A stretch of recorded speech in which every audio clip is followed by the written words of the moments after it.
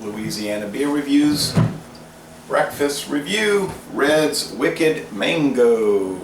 8% alcohol. Red's Wicked Mango was introduced in March 2015.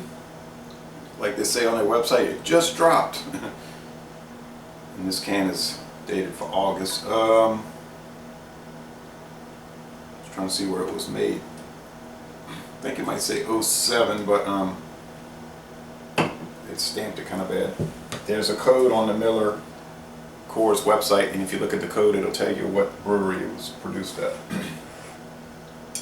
Have it with some breakfast, 2 fried eggs, with some Colby Jack cheese and Manda hot sausage. And I have some seasoned and mixed chopped onions, red bell pepper, and celery. Already prayed. I have coffee too. I usually eat a lot earlier than this for breakfast, but I was doing a review of a different beer at the store, and that put me back. And I stayed up late last night for a beer examination, but they're all posted on different days.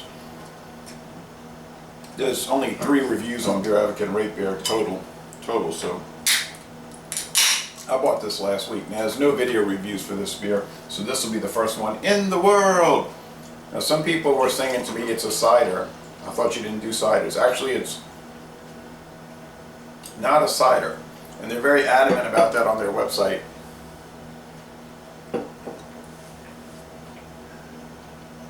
They say it has cider qualities,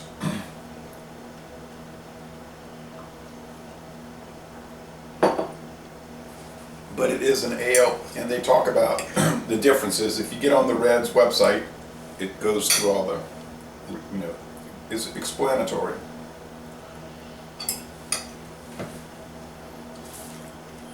My experience with the mango fruit, that tropical fruit, is minimal, okay? As with the other Red's ales, minimal head. This one is a lot darker. It's bubbly. It's crystal clear.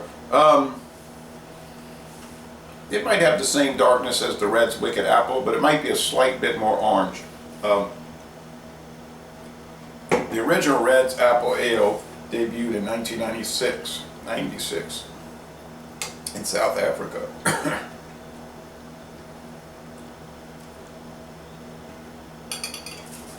And after South African beverages, SAB acquired Miller. They decided to roll it out in the U.S. It's been a pretty successful line, I think. So now we have the Red's Apple, the Red's Strawberry, the Red's Green Apple, the Wicked Apple, which is a high gravity ale, the Red's Wicked Mango now, high gravity ale, and I saw Red's Cranberry Ale. Haven't tried it. Haven't seen it in a single. I don't think I'm gonna acquire a 6-pack. Very strong mango aroma. It's just as though you broke open a mango. So they certainly nailed it there. Now it says Red's Brewing Company, Milwaukee. Miller Brewing Company, Milwaukee, Wisconsin. Ale with natural flavors and caramel color. One thing about Miller, and it's certified kosher, in case you need to know that.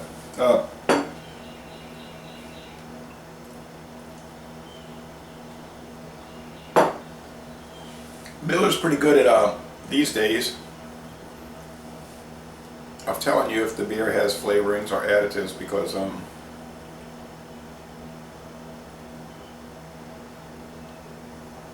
the Foster's premium ale can it says caramel color added. All the rest of them will say no artificial colors or preservatives or additives. It'll say that if they're not charged with that. Now the breakfast is good.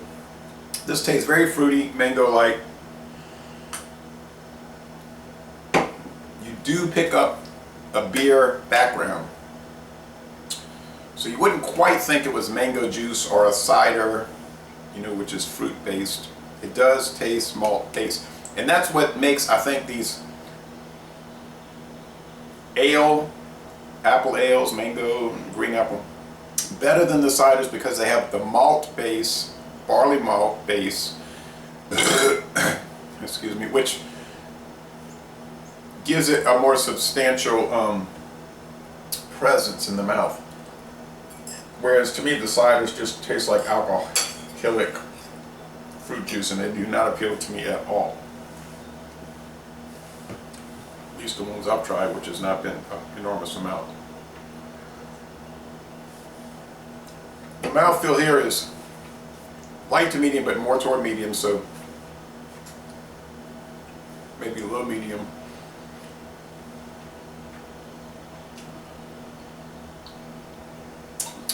The finish is pretty crisp, easy drinking, enjoyable. Not the kind of thing I would buy, frankly. But I can understand that the flavored beers are even more popular today than they've ever been. You might remember the Zima back in the early 90s, and that was mismanaged by Coors and it failed. I understand that might be coming back, or it might not have ever technically been discontinued. Regardless, it, for all intents and purposes, was. But that was kind of a nasty beer in a way. It had a bad undertaste. It was unpleasant to drink if you drank a few. So I think a lot of people realized that and they stopped buying it. Not to mention they mismanaged how they promoted it. I think the Reds line is being promoted properly. You know, it's comical. It's not taken too seriously. It's not meant to be a serious beer anyway, really. It's just more like a fun beer. Kick back. They don't claim to be, you know, erudite or have exquisite quality or anything like that. So not for me, but still in the flavored beer category, flavored ale, this is a winner. I would say for beer overall, it's marginal, you know, like a C. But at 8%, this is a knockout beer, believe me. For flavored beer, it's probably up into the excellent range, really. If I'm going to buy an 8% beer, I would probably buy the Ice House Edge, which is going to appeal to me because it's a traditional style beer. That would be strong alcohol as opposed to this. But anyway, good job once again from the House of Ideas, SAB-Miller. And I'm going to end this review by saying, have a nice day. Of course, unless you're watching this at 11 o'clock at night. And y'all come on down to New Orleans.